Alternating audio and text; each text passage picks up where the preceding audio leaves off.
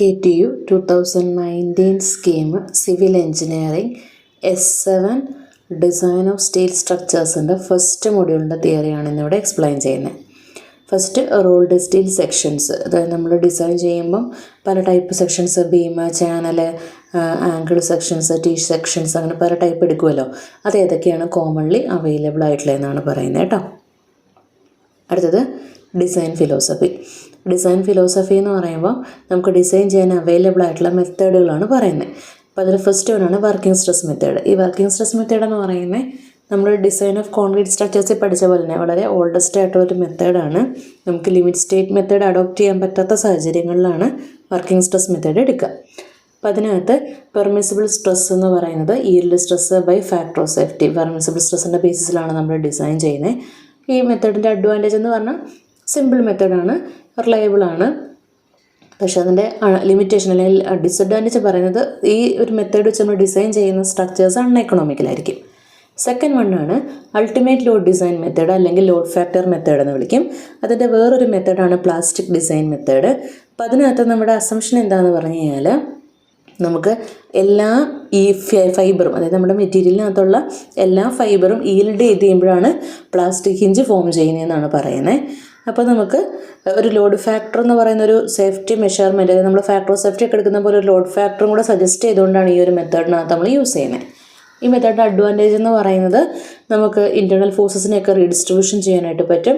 അതുപോലെ തന്നെ പല സെലക്ഷൻ ഓഫ് ലോഡ് ഫാക്ടേഴ്സ് നമുക്ക് അലവബിൾ ആണ്. ഡിസഡ്വാൻറ്റേജ് എന്ന് പറഞ്ഞു കഴിഞ്ഞാൽ സർവീസബിലിറ്റിയിൽ ഗ്യാരണ്ടി ഒന്നുമില്ല. എത്ര നാൾ നിൽക്കും, എത്ര നാൾ ഇത് പ്രോപ്പറായിട്ട് വർക്ക് ചെയ്യുന്നുള്ള ഗ്യാരണ്ടി ഒന്നും നമുക്ക് കൊടുക്കാനായിട്ട് പറ്റില്ല.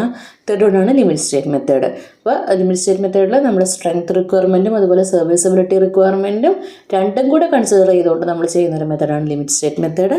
അപ്പോൾ അതിനകത്ത് നമ്മുടെ കൊളാപ്സ് മെക്കാനിസം, അതായത് കംപ്ലീറ്റ് ആയിട്ട് ആ മെറ്റീരിയൽ കൊളാപ്സ് ആവുന്നോടം വരെയുള്ള സ്ട്രെങ്ത്ത് റിമൈൻ ചെയ്യുന്നു എന്നുള്ള കൺസെപ്റ്റിലാണ് നമ്മൾ ചെയ്യുന്നത്. അപ്പോൾ നമ്മൾ കോമൺലി എടുക്കുന്ന നമ്മൾ പ്രോബ്ലം ചെയ്യുന്നതൊക്കെ ലിമിറ്റ് സ്റ്റേറ്റ് മെത്തേഡിലാണ് ചെയ്യുന്നത്. നെക്സ്റ്റ് വൺ എന്ന് പറയുന്നത് ടൈപ്സ് ഓഫ് കണക്ഷൻസ് ആണ്. കണക്ഷൻസിൽ വരുന്നതാണ് ബോൾട്ടഡ് കണക്ഷൻ. നമ്മൾ പഠിക്കാനുള്ളത് നമുക്ക് ബോൾട്ടഡും വെൽഡഡും ആണ്. അതിൽ ഫസ്റ്റ് വണ്ണാണ് ബോൾട്ടഡ് കണക്ഷൻ. അപ്പോൾ ബോൾട്ട് എന്ന് പറഞ്ഞാൽ നമുക്കറിയാം എന്താ ഒരു ഒരു പിന്നായിട്ടുള്ള ഒരു മെറ്റൽ പിന്നാണ്. അതിന് നമുക്ക് ഒരു എൻഡിനകത്താണെങ്കിൽ ഒരു ഹെഡ് പോലത്തെ ഒരു പോർഷനും മറ്റേ എൻഡിലാണെങ്കിൽ ഒരു ത്രെഡഡ് ആയിട്ടുള്ള ഷാങ്ക് പോർഷനുമായിട്ട് വരിക. നമ്മളത് നെട്ടും കൂടെ യൂസ് ചെയ്തിട്ടായിരിക്കും ഇത് നട്ട് ആൻഡ് ബോൾട്ട് കണക്ഷനായിട്ട് കൊടുക്കുക. ഈ ബോൾട്ട് എന്ന് പറയുന്നത് തന്നെ പല ടൈപ്പ് ഉണ്ട്. ബിയറിംഗ് ടൈപ്പ് ബോൾട്ട് ഉണ്ട്, അത് അൺഫിനിഷ്ഡും ഉണ്ട്, ഫിനിഷ്ഡും ഉണ്ട്. അപ്പോൾ അൺഫിനിഷ്ഡ് എന്ന് പറഞ്ഞാൽ എന്തായിരിക്കും, മൈൽഡ് സ്റ്റീൽ റോഡ് വെച്ചിട്ട് നമ്മൾ ഉണ്ടാക്കുന്നതാണ്. അത് സ്ക്വയർ അല്ലെങ്കിൽ ഒരു ഹെക്സേണൽ ഹെഡൊക്കെ വരുന്ന രീതിയിലാണ് നമ്മൾ എടുക്കുക. അതിൻ്റെ ഈൽഡ് സ്ട്രെങ്ത് കോമൺ 240 ആണ്, അൾട്ടിമേറ്റ് സ്ട്രെങ്ത് 400 ആണ്. ഫിനിഷ്ഡ് എന്ന് പറയുമ്പോൾ ഒരു സർക്കുലർ ഷേപ്പിലായിരിക്കും വരിക.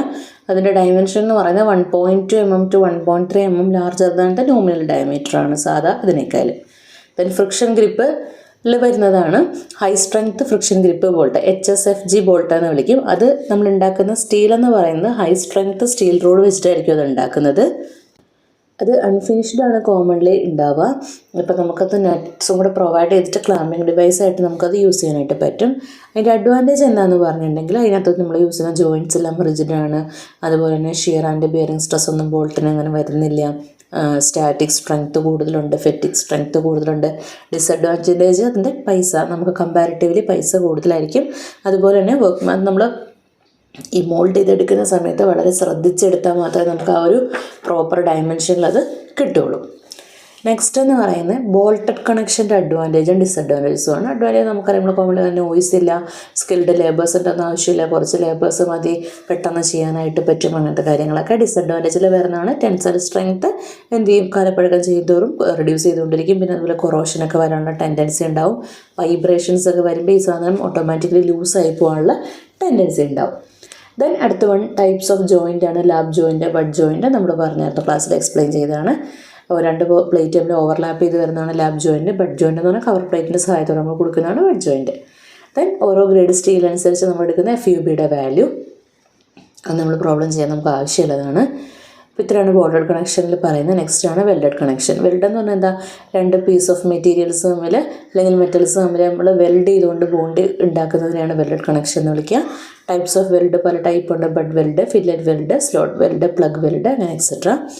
അടുത്ത അതിൻ്റെ അഡ്വാൻറ്റേജസ് ആണ്. അഡ്വാൻറ്റേജ് എന്താ? ലൈറ്ററാണ്, ക്വിക്കറാണ്, കൂടുതൽ നമ്മൾ യൂസ് ചെയ്യുന്നതാണ്, നോയ്സ് ഒന്നും അധികം ഉണ്ടാവുന്നില്ല, എയർ ടൈറ്റാണ്, വാട്ടർ ടൈറ്റാണ്.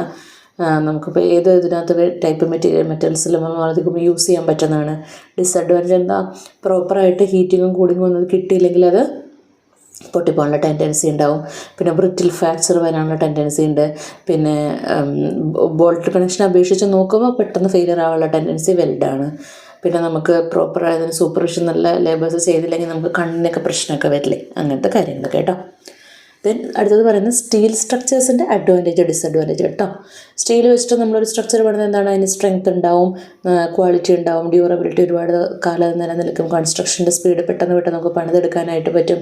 ഫ്യൂച്ചറിലേക്ക് നമുക്ക് ഡിസ്മാൻഡിൽ ചെയ്തൊക്കെ എടുക്കണമെങ്കിൽ എളുപ്പമായിരിക്കും. അങ്ങനെയൊക്കെ. അതിൻ്റെ ഡിസഡ്വാൻറ്റേജ് എന്താ? സ്റ്റീൽ സസെപ്റ്റബിൾ ടു കൊറോഷൻ, അല്ലെ പെട്ടെന്ന് തുരുമ്പ് എടുക്കാനുള്ള ടെൻഡൻസി ഉണ്ടാവും. പിന്നെ അതിൻ്റെ ഓൾറെഡി ആ സാധനം വാങ്ങാൻ ഇനീഷ്യലി കോസ്റ്റും കൂടുതലാണ്. പിന്നെ അതിൻ്റെ മെയിൻ്റനൻസ് വന്നാൽ അതിൻ്റെ കോസ്റ്റും കൂടുതലാണ്. ഫയർ റെസിസ്റ്റൻസ് കുറവാണ്.